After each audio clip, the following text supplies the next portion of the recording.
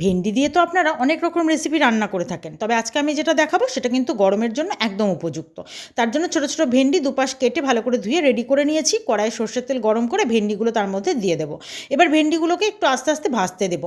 বেশ কিছুক্ষণ একটু ভাজা ভাজা হয়ে যাবে, তারপর একটা মশলা রেডি করে নেব। মিক্সির জারের মধ্যে কালো সর্ষে, অল্প কাঁচা লঙ্কা আর জল দিয়ে একটু পেস্ট করে নেব।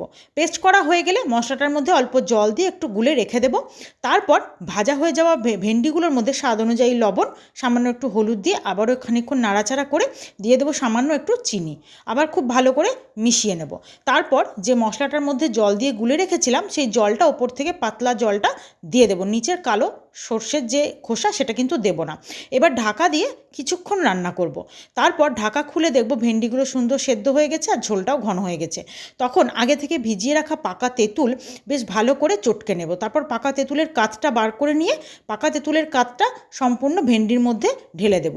এরপর খুব ভালো করে সব মিশিয়ে নেব। আর খুব ভালোভাবে ফুটে উঠলে ঝোলটা বেশ ঘন হয়ে আসবে, তখন নামিয়ে নিলেই রেডি হয়ে গেল ভেন্ডির টক, গরমের জন্য একদম উপযুক্ত।